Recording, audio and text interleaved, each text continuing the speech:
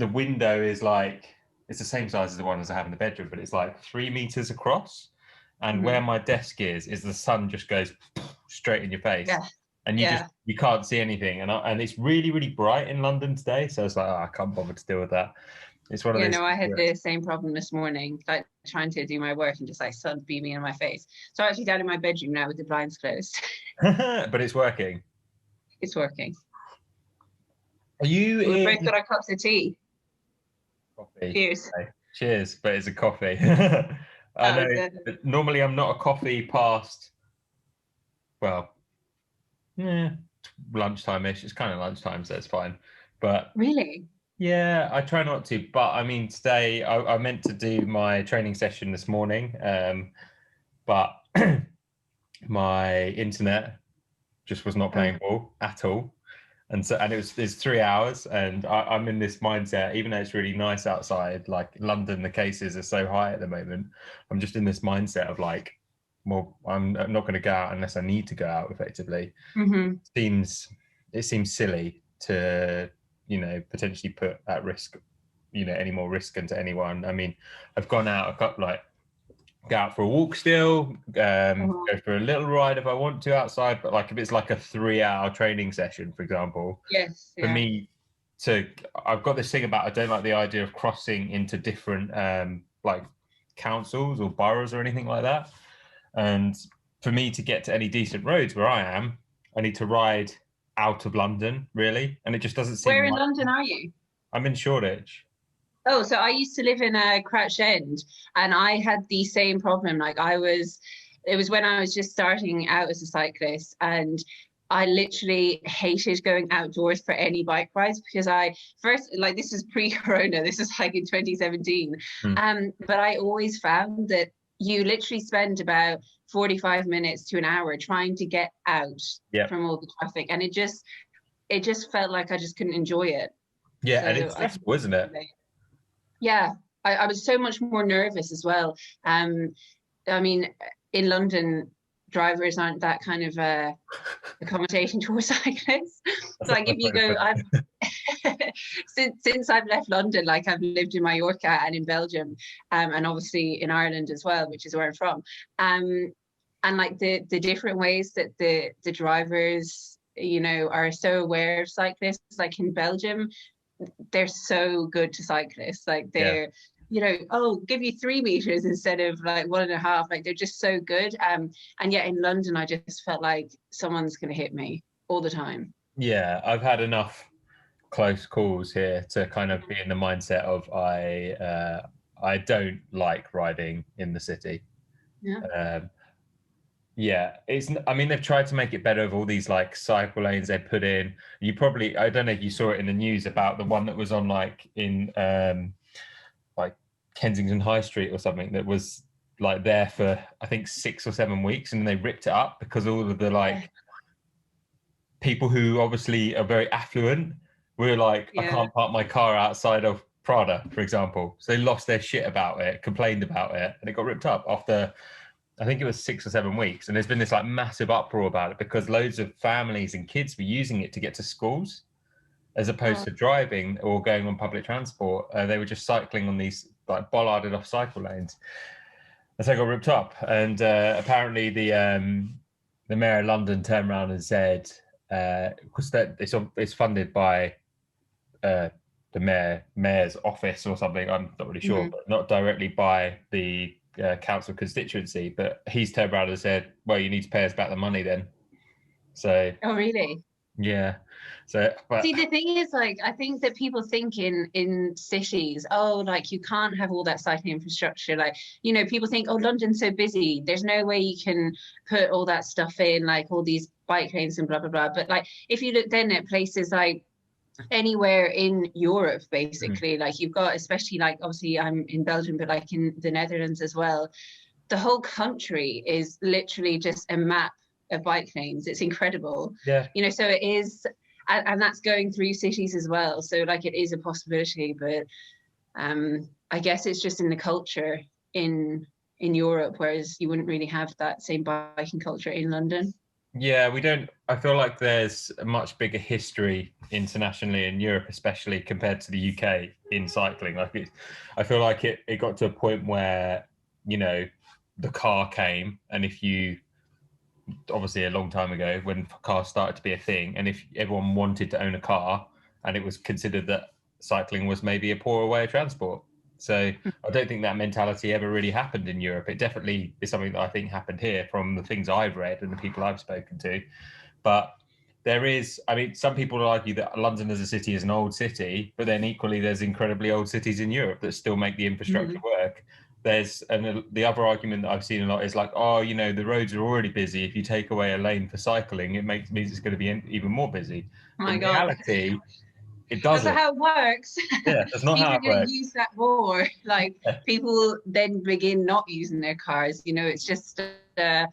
But like you'd be so surprised then. I couldn't believe it when I first moved over to Belgium, and I was like, you know, there were people who were in their 80s, you know, out on their bikes, like people who it's such a surprise to see. So it goes across all ages, like such a big range of people, like, and you just don't have that here in Ireland, definitely not anyway. Like it's good to see.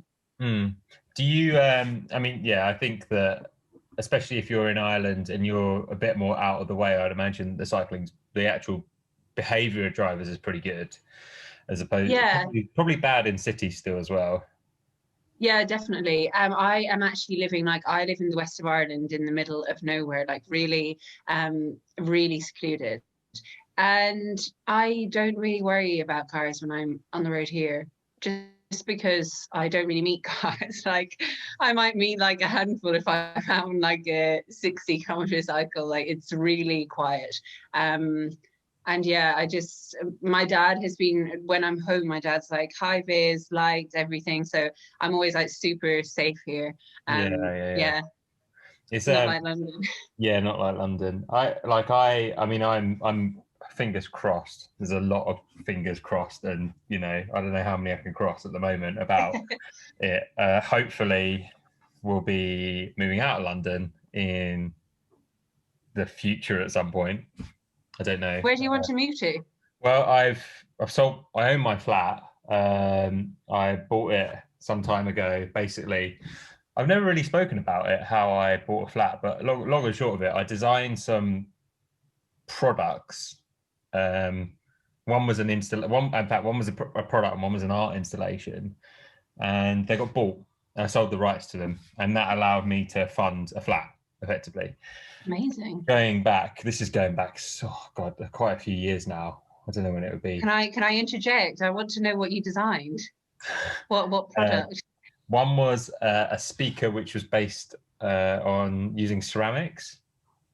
Okay. So it ceramics alter the way that it's hilarious because I'm also part deaf, so me doing that is quite funny. But I did it in collaboration with a friend, and effectively ceramics cause really good like acoustics. So the speaker itself was a ceramic casing with a speaker built into it, and the whole thing allowed the acoustics to travel really, really well. So the sound quality was really, really crisp. And we just did it. We just dicking around basically with plant pots to start with, and then actually got these proper ones made up and molded and everything. And then I sort of sold my part of it. My friend is still involved in it. And then the other one was a big art installation, which was on the South Bank, and it was effectively 50 buckets.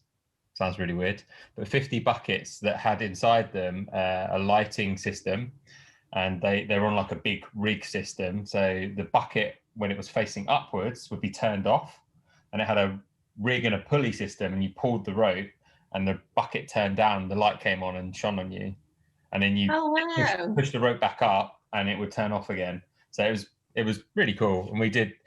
So I sold my part of that because I just wanted to get a flat. I thought it was a wise idea. Yeah, definitely. And That's so amazing. Like you're so artsy, but now you've gone into cycling. Do you do art anymore? I'm flipping it on you. Do you yeah, do art anymore now? I paint. Or I paint a lot still. yeah. Paint a lot. I've done.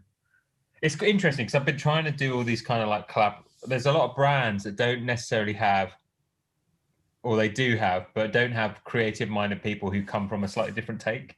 So I'm trained architect, so my background is architecture, but I quit architecture 6 or 7 years ago, maybe 6 years ago, maybe it isn't even that long, maybe it's 5 years. Some time ago I quit architecture, and I quit because I couldn't, as much as I am quite passionate about design and that side of it, I couldn't, the stress of it was ridiculous. And I was working for a company in London who were actually Australian. So we had 2 offices in Australia, a London office, but we were working in Canada, projects in Canada, basically.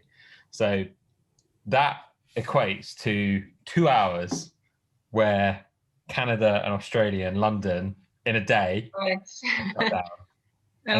it's not even 2 hours next to each other. It's 2 hours though. The time difference means that there's no one working.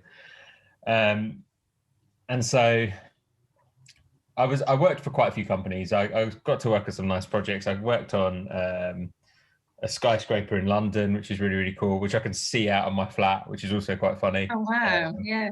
I worked on like Rafa's concept for their stores. I worked a lot of stuff for Adidas.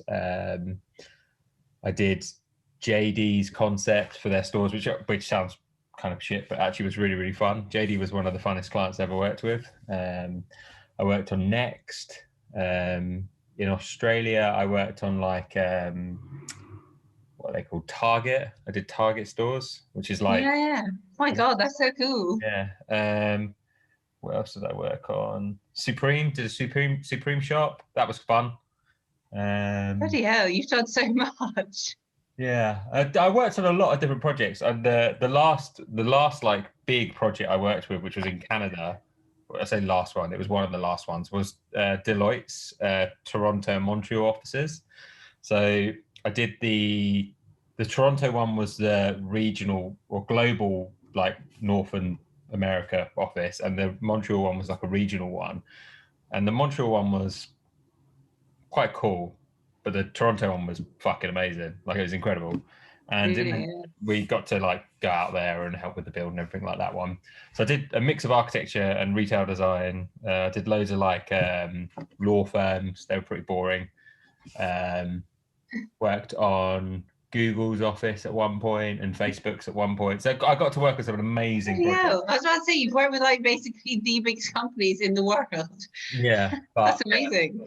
It was cool. It was really cool. And I did that from 19, I think, until, I don't know, 27, maybe 26, 27.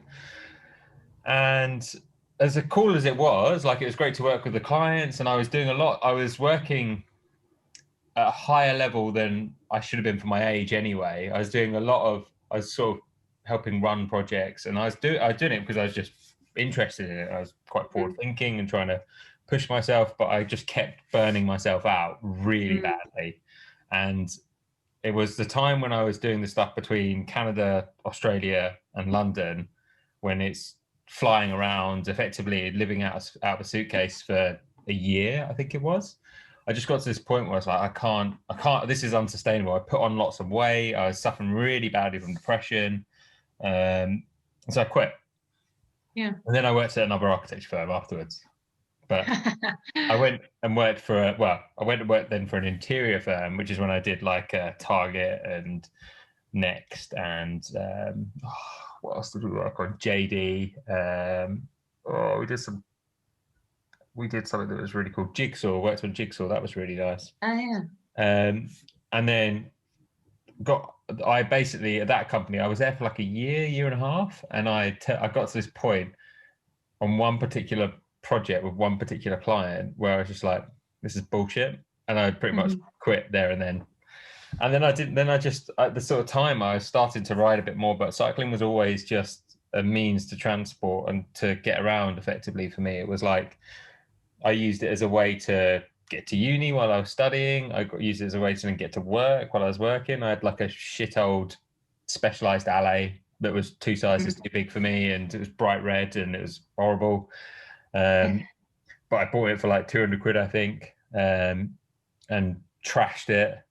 And then eventually I started realizing that I was, enjoying it more. I was losing a bit of weight. I was figuring out that I can actually, the long distance stuff really works for me. Like I don't feel fucked like very easily. So I realized, actually I'm quite good at doing this kind of thing. And eventually, sort of now kind of the podcast, plus I do some freelance design work for other brands, means that I'm doing things that I enjoy doing. Yeah. The podcast, to be honest, was just like, I always wanted to start a podcast, and I just decided to do it for the fun of it more than anything. And it's never really been about like having serious conversations about stuff. It's more about just chats, and people seem to really like that, because it's more natural, I think.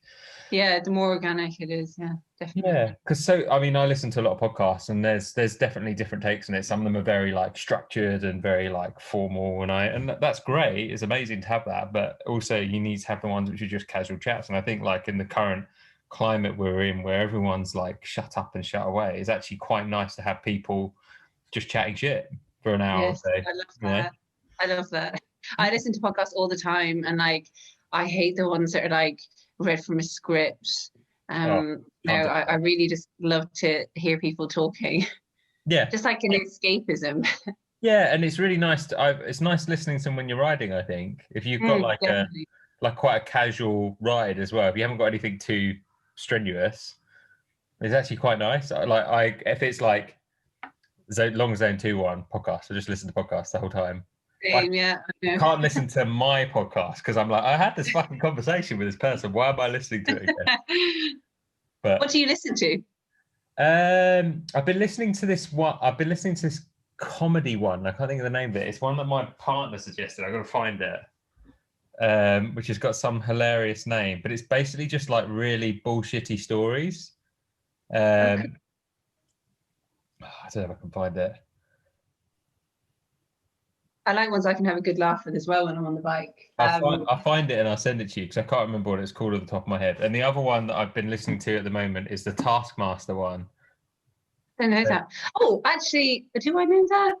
It's based off. Do you know the TV series Taskmaster? No. We need to watch it. I don't need to watch it. Okay. The podcast is basically that one of the old contestants talking about the contestants who are on the last series, and it's a TV series with Greg, what's his name? Greg James, I want to say Greg something.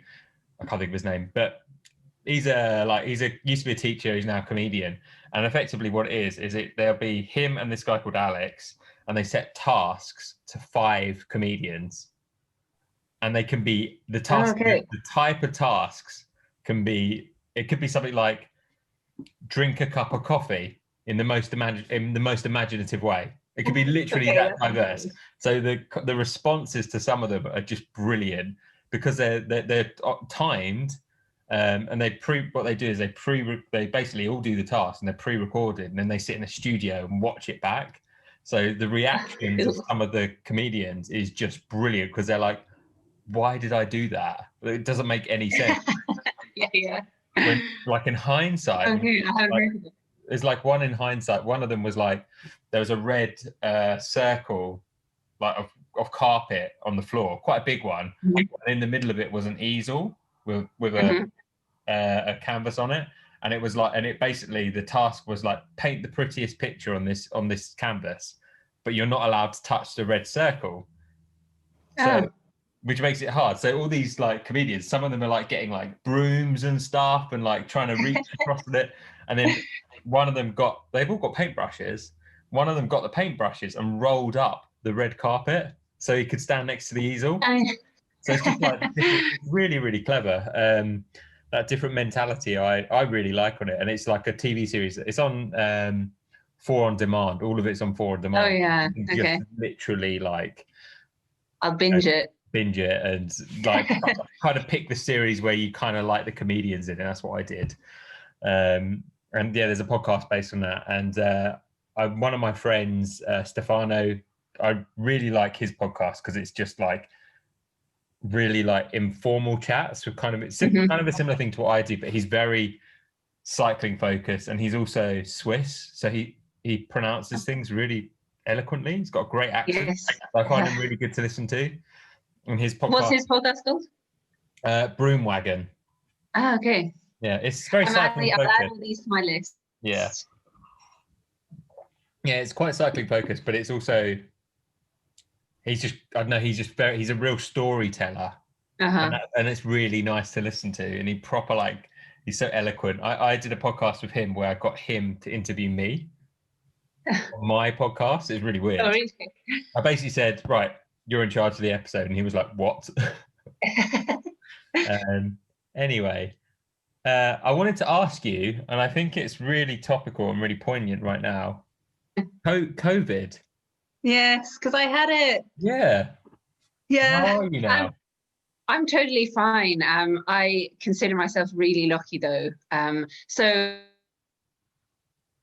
basically came home in the middle of December. I flew from Belgium to Ireland and did like my 2 tests. Like I had a test the day I came back, and then after 5 days I had another test, both of which came back negative. And I was feeling just totally fine. And like we hadn't left home, like we literally arrived and like we hadn't seen other people, like we were just here. But yeah, you know, my family, they were all working and they were not for Christmas. So it must have just been come into the house somehow. And on New Year's Day, I was named as a close contact because one of my sisters had tested positive. And then, yeah, I got tested on New Year's Day and it came back positive. So it was a shock because I felt so good. Like I literally had no symptoms at all. And I just, obviously I came out of my room and I was like quarantining down here. And the next day I was feeling so good and so normal that I was like, right, I'm just going to go on the turbo, which is like up the hole. So kind of like avoided everyone, got to the turbo room. And then as soon as I got on the bike, I felt so sick. I felt so sick. And it really hit me then. I was like, I slept for like 12 hours afterwards. I could barely lift my head off the pillow. I was just so ill. But that only lasted for 1 day. And then I just had to wait out the rest of my quarantine. Like, so I wasn't ill for the rest of it. I was just sitting down in my room basically. But I think the concerning thing about COVID for athletes is that even though you can feel so well and feel so ready to get back into training, there is the chance that it can do damage to your heart. So like you can develop myocarditis, and you kind of just have to be really careful about then reintroducing yourself into training again. So yeah, I've got back into training normally now and feeling 100% again. But you know, it's just weird because you see how differently it affects everybody. Like I know people who've had it who've, again, like me, have been fine, and then you know, my mum got it and she was so sick. You know, she couldn't, for a week, she just could not get out of bed even. Like she was so sick. So yeah, it was a really eye-opening kind of Christmas because I think for a lot of people, until it affects them, it kind of feels so foreign or something like, oh, I'm going to be fine. But then when you see how it actually affects your family, it's concerning, to say the least. Yeah. So your sister had it, you've had it, and your mum's had it. And my other sister, and my dad didn't get it because he is on like a medication at the moment. So it was like a steroid medication, which apparently bolsters you against COVID. Oh, wow. So your my dad didn't get it. Well, my dad was like the only one out of like all of us, you know, who somehow didn't get it. But we were really, really safe. Like as soon as it was like one person had got it, it was just like down your room, tray at the door for your dinner or your breakfast, whatever. It was really, yeah, we just really didn't want, you know, we really didn't want our parents to get it, obviously. So we were trying so hard to we just wanted to keep mum safe, but we couldn't. But she's fine now and back to normal. Yeah. It's as you say, it's one of those things that unless it affects someone directly, people don't seem to take it seriously. Yes. I've got one cousin who's a doctor, and she's working between 3 hospitals at the moment with a 2-year-old son as well. God. Yeah, so I've been hearing quite a lot of it from her. In contrast, her mum, my aunt, used to be a nurse, and she's not been like very respectful of the rules, shall we say, and it's caused a lot of tension. Yes. And and we had a family friend pass away in the first wave as well. So like I think generally my family's been pretty switched on about it. It's just, as I say, certain members have not been taking it as seriously as others. And then half of my family's in the Isle of Man as well. But in the Isle of Man, it's as normal there. They've got no cases. Yeah.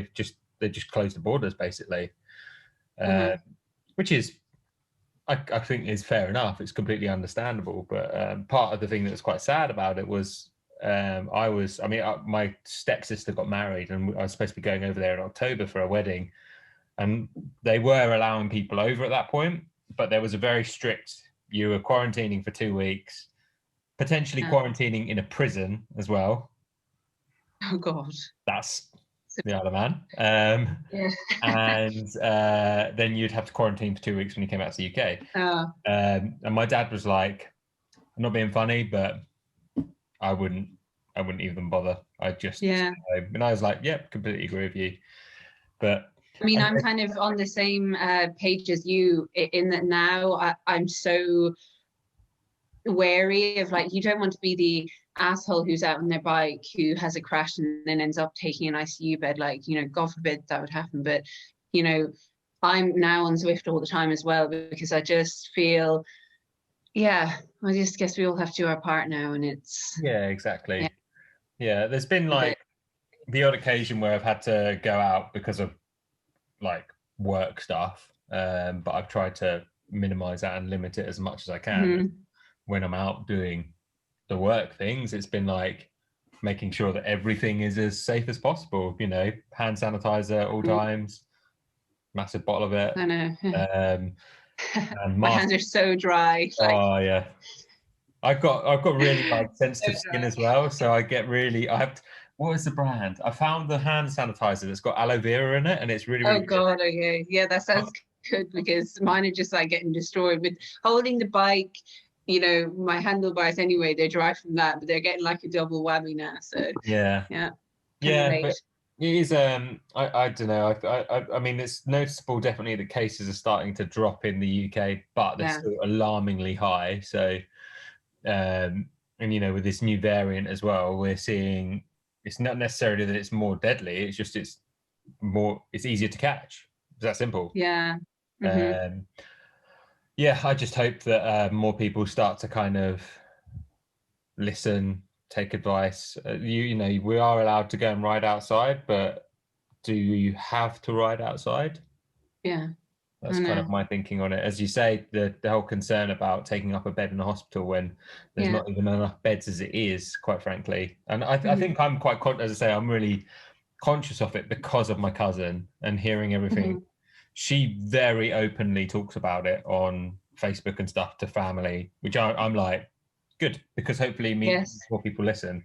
You kind of need that. Like, I feel like you need to have if you have people who aren't really on board with the rules, they need that kind of harsh, here's what I'm seeing, like, you need to cop on, basically. Yeah. I had a day this week of I had to film a load of stuff for a client this week, and it meant that I spent the whole day wearing a mask, and I've never spent the whole day wearing a mask. And I did not realize how much it was like irritating my face.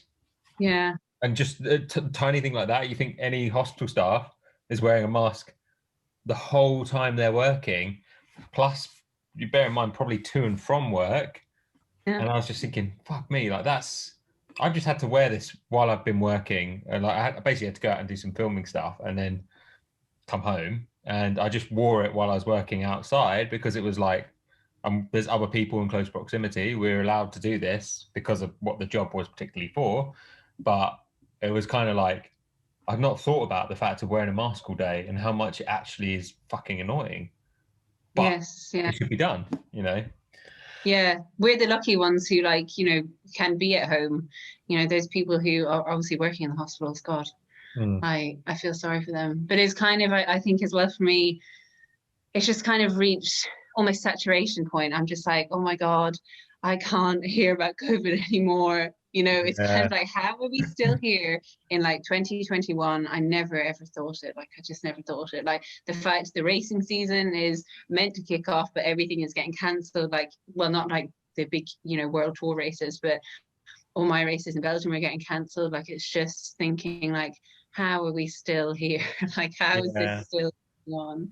So, yeah, it's kind of, I'm turning off the news at this stage. I'm like, I don't want to hear anymore. I can't. I just need to protect my like positive space at the moment. Do So you I very rarely read the news because I don't like it.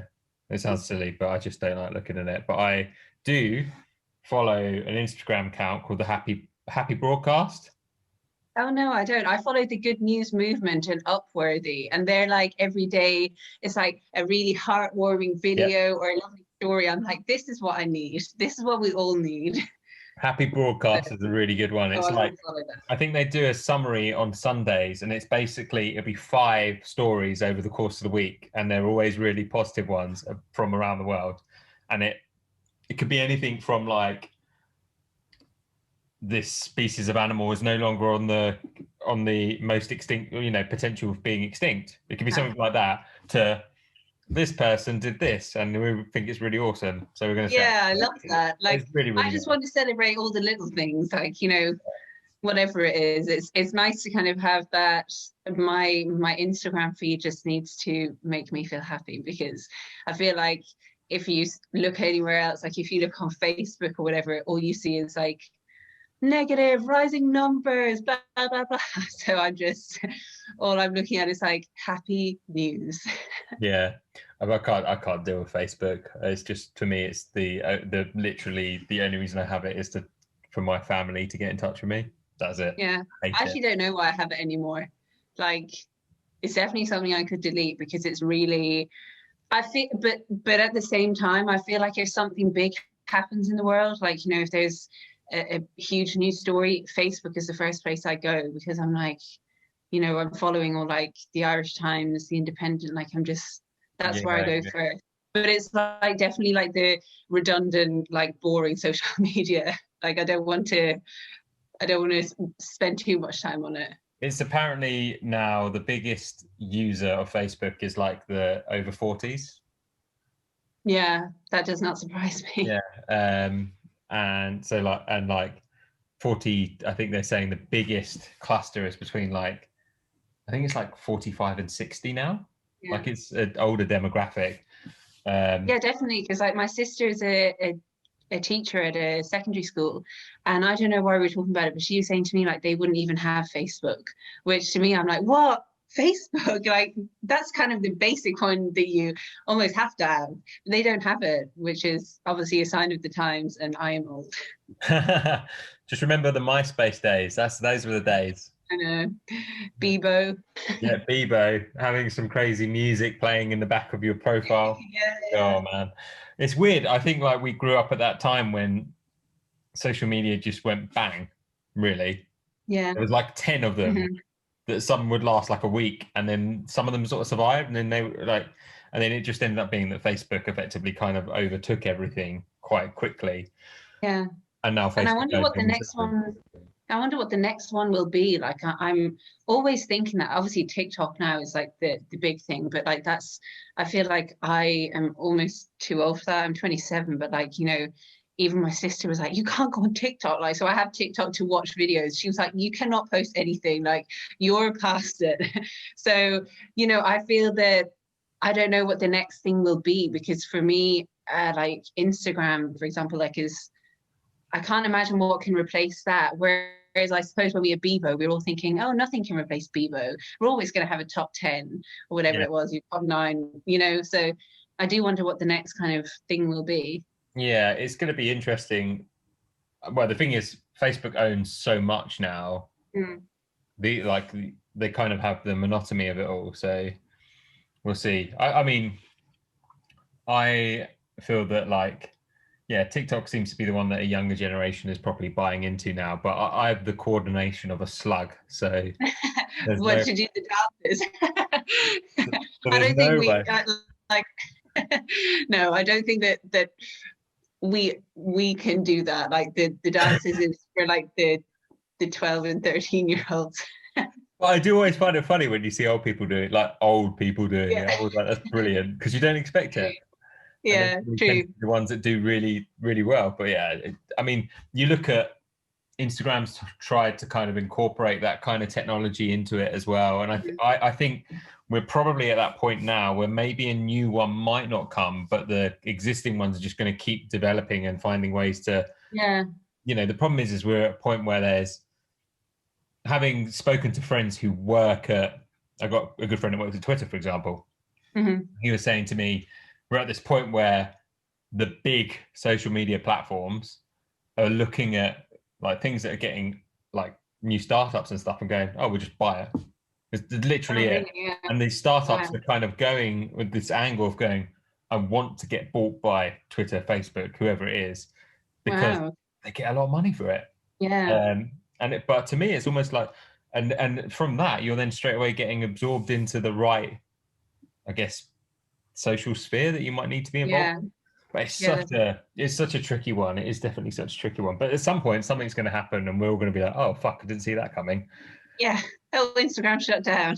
Yeah, it's gone. Instagram got COVID. There you go. The whole of it. Never know. You never know, do you? It's going to transfer into. We're going to be in a world where the Terminator takes over, or the Matrix is actually real. I mean, I would not be surprised at this stage. Anything could happen. Yeah. So what? So you're in Ireland at the moment, Yeah. but you live in Belgium, don't you? Yes. So I have a dog and a boyfriend in Belgium, and I kind of came home for a week at Christmas, or like, well, it was meant to be a week, and then I changed my flights to come home earlier, and then I was like, oh, I'm gonna wait here a bit longer because everything has just kind of gone to shit. Mm. And now I don't know when I'm going to go back because he actually texted me this morning, and he was like, there's new travel restrictions in Belgium. So now Yeah. I'm like, as well, I think after you've had COVID, you can test positive for up to like 9 weeks afterwards or something like that. Oh, It's God. either 6 to 9 weeks or something. And to get back into Belgium, I need a negative COVID test. Mm. So I'm almost like, I know I don't have it, but I'm almost like, if I get the test and it shows up, it's like 150 € to get a test, and I just don't want to. I don't want to take that risk and waste that money. Yeah. Yeah, it's just like a really, yeah, it's a A shit. shit. Yeah, it's Yeah. actually shit. Yeah. Yeah, so it's yeah, I'm just trying to figure out. I don't even know when I'll be able to go back. I'm just taking each day as it comes. Yeah. I mean, we're in a magical situation where technology is really good. That it's easy to keep in touch with your boyfriend and Yeah, obviously the dog. There's got to be a yeah, dog version of Zoom. obviously. Woof. I know. It's just not Uh, the same, is it? Though I just, miss my dog. Obviously, I miss my boyfriend too, but it's like I really miss my dog. yeah, you're right. It's Hopefully, not I'll the get same. back. Pardon? Yeah, I hope I'll get back like at some stage within the next. I mean, 3-4 weeks. I don't know. Just a waiting game. Yeah, yeah, of course. And then, as you say, so much of your racing plans have already been cancelled.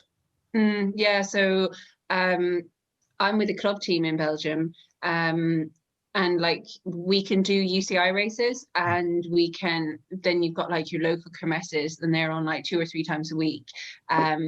But they are just getting cancelled because like your local kermesse would be sponsored by, say, a local shop. But if that local shop hasn't been able to open for like literally the most part of a year, they don't have the money to put on a cycling race. And then as well as that, obviously you've got restrictions in place, so like nobody will be able to attend the race. And I don't know, you can't have an ambulance at a race because maybe there's an ambulance needed for something else. So Mm. yeah, it's totally understandable that they're getting cancelled, but that's something I really struggled with in 2020 was keeping my motivation high when I was not racing. it's something I find really difficult. It's just kind of thinking, okay, I have no races, so what am I training for?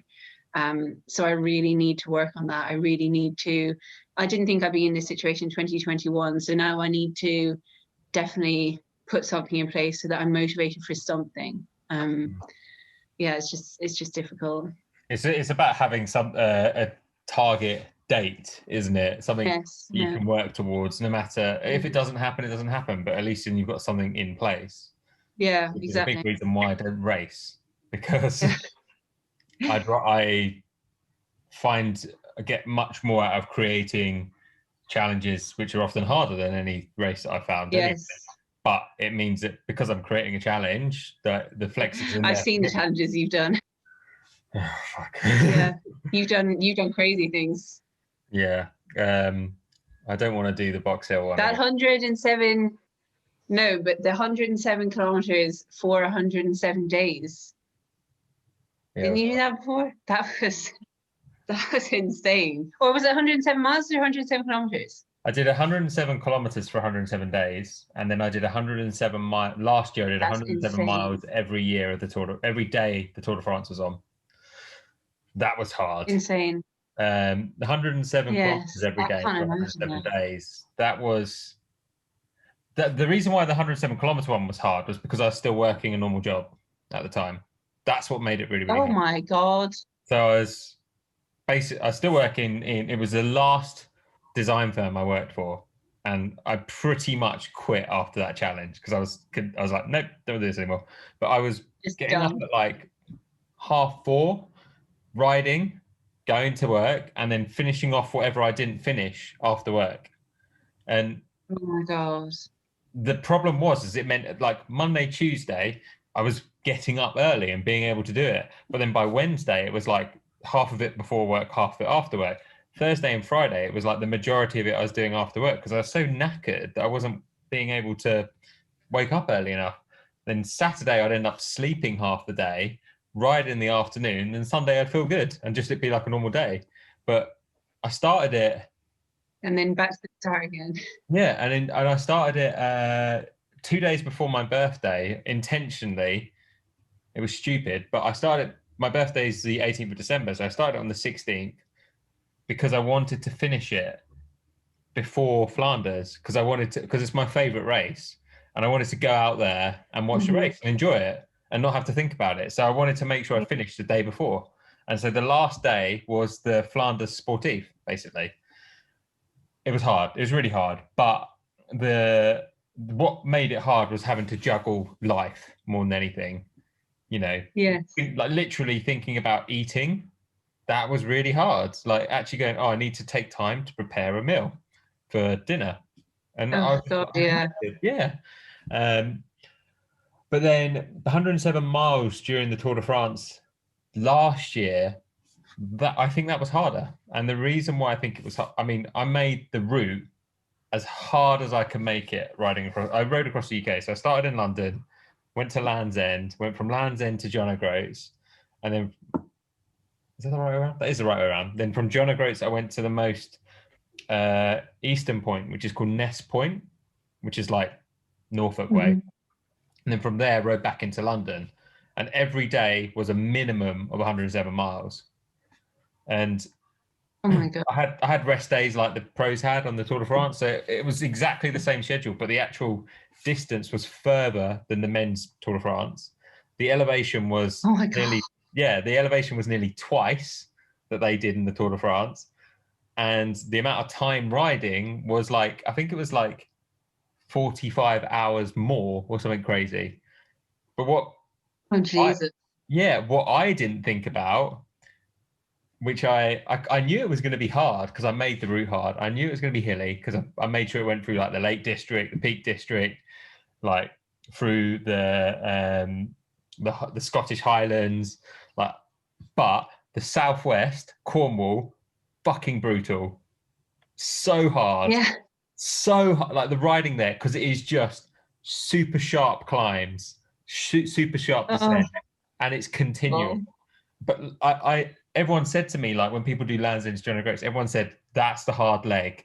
So I was kind of like, I knew that the first 5 days was going to be hard. So that was riding from my flat to Land's End and then out again. And I got to 5 days in was when I got to Bristol, and I was shagged. I was buggered. It's absolutely nothing. And it's purely because it was so relentless, and I had a lot of days of really bad weather. It was like. And did you have a support car with you? So I carried everything. I used like a tail fin rack on the rear of the bike, and so that basically had everything in it. And I had like a frame bag. I don't like handlebar bags, so I didn't have a handlebar bag, but I had a frame bag and this rear pack, the tail fin rear pack. But the whole thing was filmed, and the guys that were filming it were in a car. But I was very, very strict, and they were very good, in fact, that we basically said, you don't get involved unless it's an emergency. Like, it has to be a legitimate emergency if you get involved. And they were like, fine, that's fine. We can do that. But they weren't with me the whole time as well. They did from London to Land's End, which was the first 3 days. And then the next time I saw them was just above Manchester, going into the Lake District, which was 4 or 5 days later. And then from there, the next sort of place I saw, then they stayed with me from basically the Lake District to John O'Groats, which was another 3 or 4 days. And then the next time I saw them was the last 2 days, and that was it. So out of the 21 days, they probably did, I think, 8 days in total. Wow. But that's a lot of time on your own. Like when you're just riding your bike, it's a lot of time to think. Like it's a shit time. I would probably go mad. Like I really would struggle having that much time to myself. I think mentally, like you must be really bloody strong to get through that. Yeah, it was hard. It was quite nice because it was in the summer, sort of latter end of summer. So the COVID restrictions weren't that strict. Like you could have people join you. So people did actually come along at points, which was really, really nice. But that adds an additional pressure because it sounds silly to say, you've almost got to stay positive and chatty and everything like that. In reality, at points, I would have been like, fuck off. I don't want to talk to you today. Like, in my head, but you can't say that to someone if they've come out their way to like come ride for a little bit. But I kind of like how I planned it was the first half of it was like I knew was going to be hard anyway, but I planned it so that the second half I was intentionally stopping near where friends lived. Oh, so that's nice. They would, and they friends that cycle as well. So I'd get to ride with them for a bit, and that changed things a lot mentally because it just meant you can be yourself and be more honest with your mates, and like as opposed to going, you know, it's someone who comes and rides for like, I don't know, a couple of hours and they're like, how, you know, someone was to say, oh, how are you feeling? I'd be like, yeah, I'm okay. I'm pretty knackered, but I'm okay.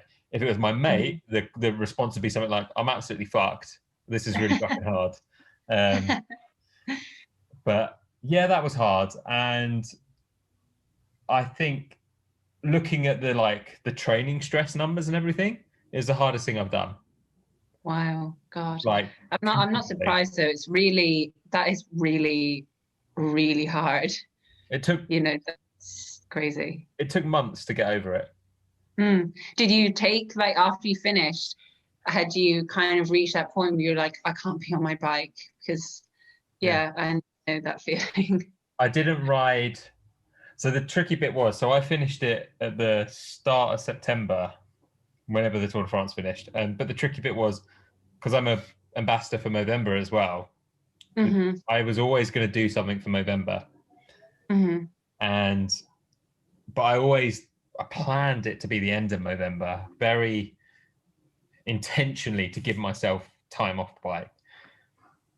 That challenge was riding up and down Box Hill 91 times. I also remember that.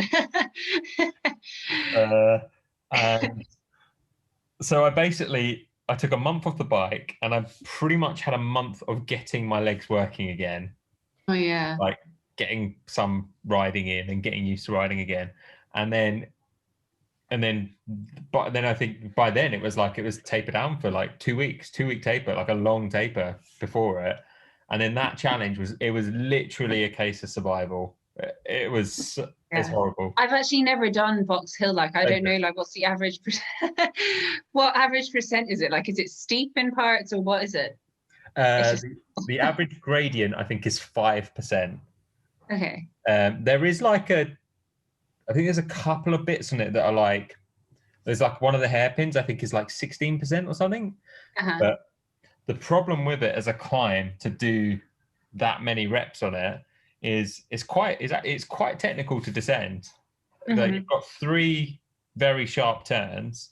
One of them's quite off camber, one of them's a hairpin, and one of them basically is like a turn that carries on going for ages, like almost goes back on itself. And it's really busy, loads of traffic. Oh, is it? Oh God. Yeah. So the quick reps would be up and down. The quickest ones I think I was doing was like just over 10 minutes up and down. The longest ones are 20 minutes. So and I lost count because I was exhausted. Did you have someone? You obviously have people keeping count. That would be my worry. I'd be like, I've done it. I'm definitely done. What I was doing was every single rep my Wahoo, and I was just lapping it. Up, down, lap, up, down, lap. But I lost count at some point. And my Wahoo like had a bit of a meltdown in the middle of the night and just stopped working. I know, but it's technology. These things happen. So I managed to save the ride, stop it, and start a new ride. It happens. But somewhere around there, I lost count. And I think I ended up doing 96 or 97 reps as opposed to 91. You know what? It's better to have too many. Better to have that. I would probably, if I was unsure, I would just keep on going. So I imagine you got home and they were like, "Oh no, you actually just did 90," and you'd be thinking, "Oh." I'd have been so pissed. Yeah. So better have too many. Yeah. And then after that, it meant I pretty much took the whole of December off, and I've only really started training as such again this month. How I try and do it is like, the problem with all these long distance stuff is they take a lot out of you. Like you can't do them all the time. You need to have the time off. And that's not just for your own physical self, it's also for your own mental stability. Like if you don't have that break, I think it's, having done crits and stuff, I think it's a bit different, because you can, like, having a weekly target or a quarter, a target every fortnight is really, really good with like road racing and crits or time trialing or something, or cross races, whatever it is. But when you're doing things that could take a week, 2 weeks, 3 weeks, whatever it is, 24 hours, allowing yourself to have that break is so, so important. And personally, I really enjoy the training, probably more than I enjoy the events. Which is quite useful at a time right now when, there's so much stuff's being cancelled. Like the same with the long distance stuff, races have already been cancelled. Like I've had the first race I was planning to do this year, which would have been end of February. There's no way I can get there. So the race is still going ahead, but it'll probably only be local riders doing it. I think that will be the case for a lot of those like big events, that they will go ahead, but it will just be people who like live in the country and can get, like, you won't have people traveling to races this year, I doubt, anyway. Yeah, I agree. I feel like it's going to be, we have to have the same mentality as we kind of had for 2020, and with the mindset that things will start to get a bit better in 2022, which is is what it is. We can't help it, can we? No, exactly. Yeah, just have to suck it up. Yeah, exactly. And things will get better. They will get better, because they always do get better at some point. Maybe not as quickly as we'd like, but you have to like try and stay positive about the potentials of things. And we're all young. We could live for 100 years. Yeah, I think it's true as well. Like what you say, being able to ride your bike without having the pressure of an upcoming event can actually be the most enjoyable sometimes. Just for me, I haven't raced in so long. I'm like, I need something. I need an outlet. What was the last race you did? The last race I did was Brugge de Panne. That's great. Last year I got called up to like at the end of 2020, I got called up to Cyclotel, which is it was a UCI team, and they wanted me to come as a stagiaire for a couple of World Tour races. So like I said, I'd really like struggled in 2020 with motivation. I had been like pinging in like August, July. I was so fit because I had been aiming to have races then, and usually my racing season would end like mid-September. But obviously, because of all of the cancellations, the World Tour races were then taking place in October, which was when I was going to be on off season. So I hadn't planned on like peaking then or being in particularly good shape in October. So I got this like 2 weeks before the the Tour of Flanders, I got a call up, and basically had to like panic train for 2 weeks, you know, to be like, can I get around the Tour of Flanders, which I couldn't because I wasn't bloody fit enough. You know, it was just a really surreal experience. And I guess it was a bit disappointing because you always, like, obviously I dreamed of doing that race, but I never dreamed of doing it at like a sub-optimal fitness level. Like, you want to do it when you're feeling really good. Yeah, and cool. I guess I got such a last minute call up that I was like, obviously I'm going to do it. I'm not going to turn it down, because in 20 years time, I don't want to say, oh, I could have done the Tour of Flanders, but I didn't do it because I wasn't fit enough. So I did it, and it was like, it was amazing because, you know, I was on the start line and I was cycling beside like Lizzie Deignan, like Anna van der Breggen. I was like, oh my God, what am I doing here? What am I doing here? But it was amazing. You know, it was like, it was one of those experiences you won't ever forget. Yeah. But yeah, so the Tour of Flanders, and then 2 days later there was another World Tour race, Brugge de Panne. I got to do those 2 races, which was like, it was quite cool. Yeah, it was really cool. Flanders is, as I say, is my favorite race of the year. Yeah. So, I mean, I just think the route is epic. Yeah. And it's so unpredictable. And the women's race is, to be honest, is normally better than the men's race. I love the women's race. I love it. I enjoy watching women's racing more than men's. I feel same. like there's more aggression. Yep. And I feel like I just feel like there's more that could happen. You know, you never know who's going to go, what's going to happen. And sometimes I feel like watching men's races, you just kind of, there's a group of like 5, whatever, 6 favorites. And you're like, okay, they're probably, one of them is going to win. Whereas I feel in women's racing, it's like just open. It's just, I love watching it. And I love watching the cyclocross as well. Like the cyclocross in Belgium is so good to watch. And every week, you know, there's different winners and a different podium. Whereas in the men's, it's just like, when will Van der Poel attack? Like, how far ahead of the second guy will he be? It's basically in cyclocross in the men's race, if it's dry, Van der Poel's winning. If it's wet, Van Aert's winning. Yeah. That's pretty much it. Okay, Tom Pidcock or like Elizabeth or someone else, two Arts might end up on the podium. Yeah. Every now and then, but it's generally that group, and that's it. And as you say, the women's cross races, like I've been watching.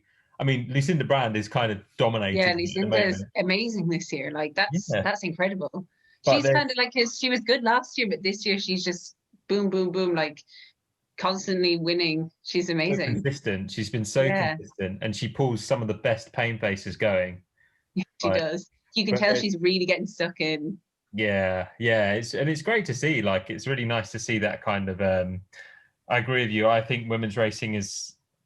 It's at this weird point right now where there's like people are actually starting to realize that it's really, really good. I think. Mm-hmm. Yeah. And we're starting to see more coverage. We're starting to see, you know, more of the races on the TV. Admittedly, I think it's kind of gone hand in hand. Like, as there's more coverage, people are getting more interested, but people are getting more interested because there is more coverage finally. Because, you know, I think the UCI brought in the rule last year, or maybe it was the year before, that for World Tour races, if you were going to organize one, you have to have 40 minutes or 45 minutes of coverage. And like, that gives people the chance to see, oh yeah, women's World Tour racing is actually pretty intense as well, you know. So I think both have gone hand in hand.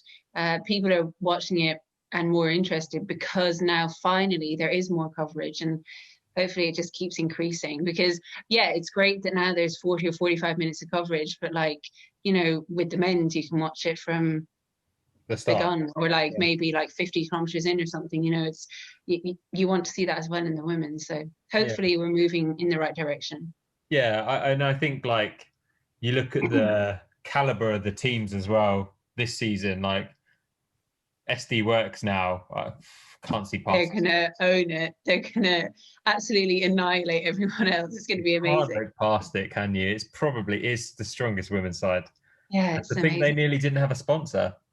Yeah, I know. It's insane. I love Canyon Strand though. I think that team for me looks like it has a really good atmosphere. I think it looks like motivating but fun. So yeah, but SD Works is gonna rip it up. Yeah, and I mean, it's nice to see that. I know that like with Jumbo Visma, like part of Cervélo's insistence of them sponsoring Jumbo Visma was to make sure there's a women's team. And that's because Cervélo's always had a stance that every year they've always sponsored a men's team, a women's team, and a development team. That's what they've done. And when it was somewhere, but it was quite easy to see how that worked. When they were with Dimension Data, they had Cervélo Bigla, and there was like I think there was like the odd maybe year or so where they weren't sponsoring both, but they've always tried to have that consistency. And it's good to see that brands are starting to realize that actually it's really important to do that, to make sure you're sponsoring a women's team, a men's team, and a development team. And hopefully, it's very clear that cycling is growing internationally, that there's more interest in it. The bike sales in the UK are just, you can't get hold of bikes. You might be looking it's 3 insane. to 6 months in advance now. It's insane. So, I mean, it's all positive. It's all going in the right direction. And like, I mean, I feel like, we're hearing Prudhomme saying that there's the potential that there could be a women's Tour de France in 2022. You'd love to see it. It's another matter of it actually happens. Because they used to have the 10-day, like, obviously this is long before my time, but they used to have, was it a 10-day stage race or something at the same time as the Tour? And now obviously they just have the 1-day race. But, it's just giving them that opportunity. Like, women aren't as like fragile and weak as it obviously seems people think that they are. Like, they can do a 10-day stage race. Maybe we can't do like the same Tour de France that the men can do, but they're strong. There's amazing riders in the women's feather. Many of the pro women that I've spoken to, they don't want it to be the same race. They want it. They want their own opportunity in their own race. The fact that it's just under the same name, effectively. Yes, I believe that one of the concerns I've heard was the fact that the Giro Rosa's has been at the same time as the Tour de France, but the Giro Rosa's lost its like grading. I can't think of the wording of it, but it's been demoted in its UCI classification for this year because they were fucking around with like the stages and everything last year. And did they do, was that the Giro Rosa? Was it something to do with the coverage as well, that they didn't do enough coverage? Yeah. And thank God there was a repercussion for that, because that just sets the tone. Like, you have to do it. You have to have the coverage, and as it should be. And I think now as well that like I think people are more vocal about there needs to be equality between men and women cyclists. And I think that people are more active on social media now. Riders are more active. So like it's not just going to stay within the team. Like if a sponsor messes up or if a race messes up, people find out about it. And like, I think that maybe in the past people would have been more happy to, there might have been inequality between like race, the prizes or whatever it was. There just would have been inequality. But now I think that because there's such an eye on that, and because there is social media and riders are tweeting and putting up posts, whatever, organizations know that they can't afford to mess up. They have to, as they should, they have to have things done equally, highlights, coverage, race money, whatever it is. So I'm glad that we're finally moving forward, even though I feel like I'm such a new cyclist. I started racing in 2019, but I even see that there has been improvement since then. So yeah, it's positive to see. It's very noticeable in the last few years, definitely how there's been some really good advancements in it, definitely. And I think, as you say, it is purely because more people are shouting about it. Yeah. And it's not just from the women's side, there's men shouting about it as well, which is great. Like, yeah, and that's not just like people racing, that's fans, there's commentators, whatever it is. And like, as I said, I think 9 times out of 10, most of the women's editions of races are better to watch. And as you said, it's just because there's not necessarily a select person you can pick. There might be a team, but there might be 5 options in that one team. Yeah. You know, SD Works, for example. You could pretty much say anyone in that team could win a race, you know? Yeah. I mean, you but look now at I guess with Annemieke at Movistar, then you've got Anna van der Breggen there, and then you've also got a super strong team at Canyon Schram. Like it's it is more kind of open, you know. It's I just love watching and seeing how they all interact and fight with each other to be in the right place at the right time. So yeah, it's great. It's really, really cool. And I also do think that with quite a few of the women racers, you tend to find that this is my personal opinion. I don't think this is true, but it might not necessarily be true, I should say. But personally, I think a lot of the women racing actually are a bit more diverse in how they do in different types of races. Like, for example, Ashley Mumman-Pasio does incredible in the mountains, but also does really, really well in the classics. Yeah, it's amazing actually, and that is such a valid point because you even see it like at the end of sprints in a race, you kind of see the same people who would be finishing like you're saying on mountain stage and stuff like that. It's crazy to see how diverse they can be, and that's why I think it is so exciting, because you just never know who's going to be there at the end and who's got a good sprint and who doesn't. Like it's feeling it on the day, isn't it, half the time? Yeah, definitely. Quite nice to I mean, it's like the equivalent of going, imagine I don't know, Mark Cavendish winning a top of 1-2 in the Tour de France. It's never going to happen. No, never going to happen. That's never going to happen. But something like that, the equivalent could happen in a women's race, like quite easily. Yeah, for sure. I mean, I'd love to see Mark Cavendish to win something again. I know. I saw a lovely photo of him with Fabio Jakobsen on the Quick Step training camp, and he looked really happy. So I was like, oh, maybe like he's in like a good mindset now. Like, and obviously he's got a wealth of knowledge, so maybe maybe that's what he's being used for there. Maybe he won't do it again. Who knows? I'm actually reading a really good book at the moment. I don't know if you've heard of it. It's called The Secret Cyclist. I've heard of it. Yeah, and it's basically written anonymously by a cyclist, and it's kind of all the secrets of the peloton and how it really works and how the professional teams work and the equipment, advertising, everything.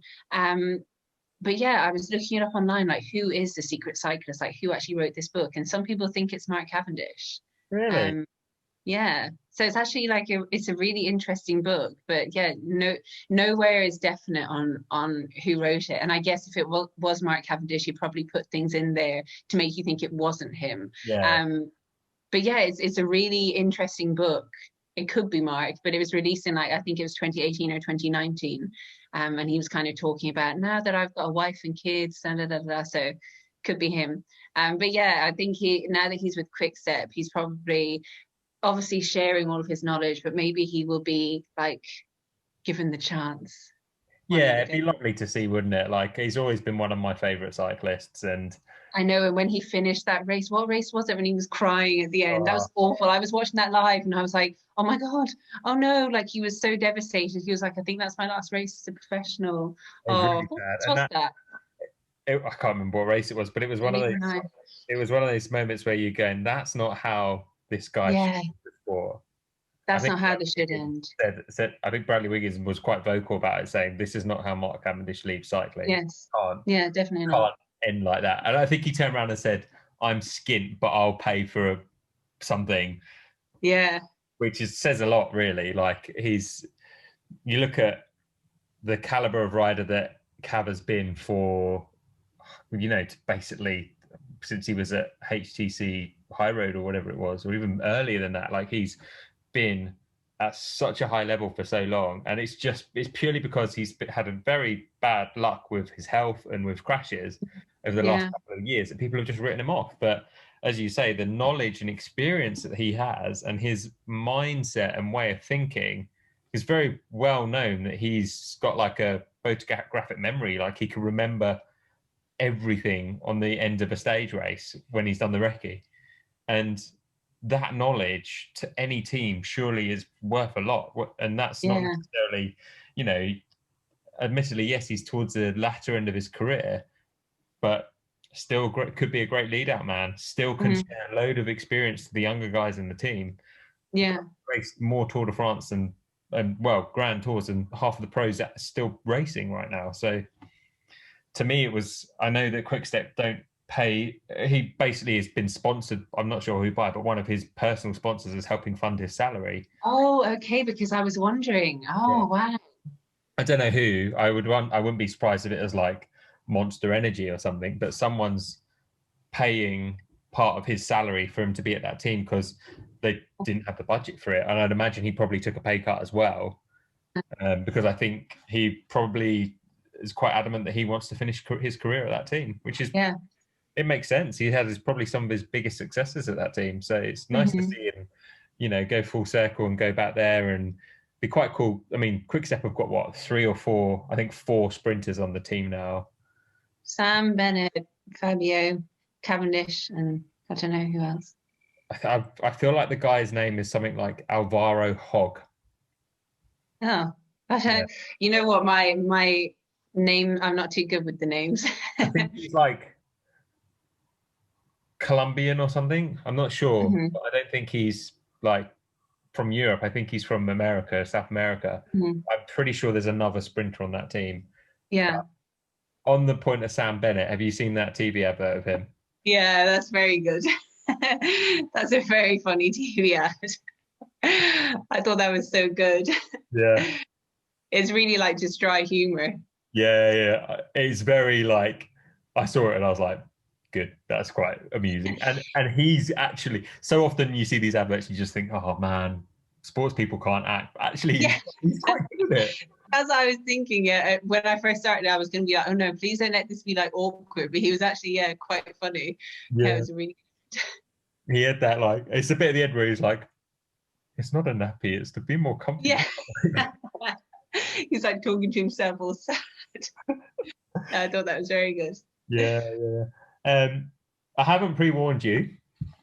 Is there like a big question at the end or something? Kind of. So every single episode, I do it because I got told off for not doing it, and I've been making a point of doing it since I got told off for not doing it. But I always ask for 5 top tips, and they can be anything. So it can be, and I've done this thing. I generally don't like pre-warning people because I think it's really funny when you put people on the spot. But it could be anything. So it could be cooking. I'm annoyed with myself because usually if I'm on a podcast, I try and listen to an episode before and I didn't get to do it.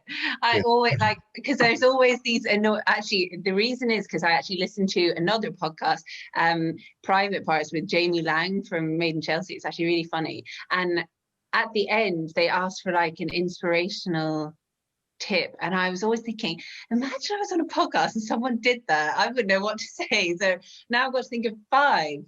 So 5 tips. Yes, 5, because normally people can smash out 3 pretty easily. The 4th one is quite hard, and the 5th one normally is fucking brilliant. Like, but I finish on a high then. But they can be anything. So they can, I've had like cooking tips, I've had like cycling bike maintenance tips, I've had like really like philosophical ones where I'm just like, well, okay, that's got quite deep very suddenly. I've had the one that I keep referencing because I think it's brilliant, and I know the guy gets so embarrassed about it, is strawberry lube for seating tires. Christ. Yeah. Never heard that one. I'd never heard that, but it only came around because the only thing he had on him was strawberry lube, and he used it to seat tires. And I was just like, I'm never going to let you drop valuable. So 5. Okay. Well, actually, last night I attended a webinar online about like coaching psychology and like using coaching psychology for like performance optimization. And I guess it links back to what I was saying earlier in the episode, like about finding it really hard, especially this year, to motivate myself to train, or not even to motivate myself to train because I really enjoy training, but to keep happy and enjoying training. And I think a lot of that does come down to goal setting. So something I would say is like, if you are really struggling, especially in the last couple of years, like 2020, 2021, like sitting down and actually writing out your goals, even though they might not be, you know, it might not be, I want to compete and come first, that blah, blah, blah.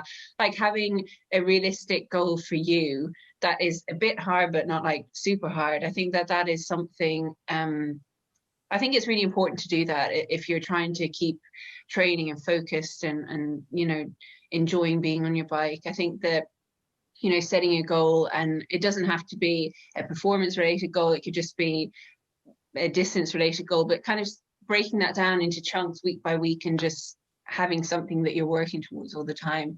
That's my number one, because that really helps me as well. My second tip, if you are racing, this is something that I always do if I'm racing. I did it a lot as a runner, and now that I'm a cyclist, I do it as well. Is like having buzzwords, like particular words that I would say to myself if I'm racing. So like obviously when I'm in the peloton, I'm just like, okay, whatever, stay on your bike, blah blah blah. But like if I am getting ready to attack, I will have words that I say to myself. I will be literally talking to myself like crazy. I'll be going strong, focus, power, like just literally having those words. That's something I find really helpful. Completely agree. I do it as well. Completely agree. Because it brings you back into the moment as well. I think it sometimes, like, yeah, because you do the, you know, those really tough endurance things, you can definitely get inside your own head. Having something that brings you back to the moment and focusing on what you're doing is so powerful to have. And I also sometimes write it down. Like I when I was racing last year, you know, before I would go to races, my boyfriend would always say to me, "Today you win." And I started writing on my shoes, TYW, like today you win. And I would look down the race and I'd be like, okay, bring me back to the moment. So yeah, I think that that's really helpful. So it's something I would recommend doing if you're into performance or just staying focused. Let me think. While you're thinking, I'll tell you a story following that kind of thing as well.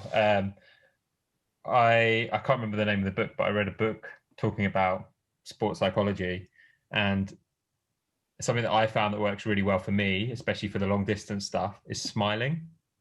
Oh God, really? I've never done that. I have done that on the bike, but like, you know, I'd never use it to, because it gives you such an endorphin rush, and you don't have to smile for like just smiling for yourself. Like it changes your mentality very quickly and easily if you're having a tough day. So there's so many photos out there of me in these races where the weather is shocking or something is not going well, and I'm just smiling away because in my head I'm like, that's fine. Like it could always be worse. Yeah, that's true. Let me think now. I'm trying to think. I think that something that I have found really helpful for me, and something I struggled with when I was beginning cycling, was like the fueling of it and how much I needed to take on, and getting a proper nutrition strategy in place for myself after rides has been so important to me. And it's not something like that needs to be overly complicated, but literally taking a recovery shake after a bike ride, it literally makes the world of difference. And you know, I think that we're used to it, and I feel like I was used to it as a beginner cyclist, like coming home and being like, oh, I'm so fucked, I can't move for the day, like I just need to lie down on the couch. And actually you don't need to feel like that. Like I feel that if you actually just take on a recovery shake and have a meal, you know, within an hour, I think that is something really important that we overlook maybe as beginners. You need to make it become a habit and the normal as well, and then it becomes second nature. Yeah, for sure. So that would be my third tip. My fourth tip would be to invest in a pair of good overshoes. Like that was something that coming from Ireland and as well in the UK and in Belgium, like Okay. you need good overshoes. So like that has been something that that changed cycling for me actually, because I hated cycling in the winter. Yeah. I just could not enjoy being out my bikes. I could not feel my feet. So that is something, these are like quite basic tips, but that's something that I think is super important. Agree. I use Spatswear. I don't know, do you use Spatswear? I know spats, yeah. I've not used Oh them, but my I gosh. know them, and I like that they're high and thick, aren't they? Yeah, And they're they've the first thing I done bought gloves for now as myself. well. They what? Has he done gloves as well now? Yeah, yeah. They have the gloves too. They're the first thing I bought for myself back in like 2017, because I bloody hated being outside on the bike so much. I just got a pair of those and they are so good. I still have them now, like they last for ages, they last for years. So that would be something that I would recommend. And then you said my fifth one be the best one, but I don't think it will be. I'm a bit panicked now. No, but I think hmm. I mean, there's a couple of things I'm thinking that are probably in the same sphere. Um, like I would recommend using something like Zwift, having a turbo trainer, and having like a training plan. You know, those kind of three things. And I guess that you can use the training plan on Zwift. If you have a Zwift membership, it just really does change your winter training. I guess all of my, I'm coming back to winter training a lot because they are so um, winter can be such a like difficult time for a cyclist if you really don't like to get outdoors, and it can be so miserable trying to train properly in the winter. Having something like Zwift, or whatever it is, Ruby, or whatever There's so many different platform options. you use. Yeah, exactly. But having something like Zwift and having kind of a training plan, going into each session knowing what you want to get out of it, that's so important, especially for keeping you kind of on track and not falling off the wagon over whatever the phrase is, falling off the whatever it is over Christmas Something. and over falling off something over Christmas and New Year's. Like it can be really difficult. So having that kind of training plan and knowing what you're doing for the week, I found that really helpful. And being able to access the plans and whatever it is on Zwift is also really helpful for new cyclists. So yeah, that would be my fifth tip. Probably not my best one, but It's a good tip, though, definitely. especially because, I mean, I have a coach, and my coach, prescribes me sessions through Training Peaks and Training Peak plans. You can then bring them onto Zwift, which is great. Yeah, But yeah, there's yeah, so many options on Zwift. yeah. If I work with a coach because one, he's my mate, it's quite Mhm. simple, and two, I like to feel liable to a human being. Yes, yeah, I know. For Yeah. me, that works really well. But if coaches aren't cheap. It's very, Hmm.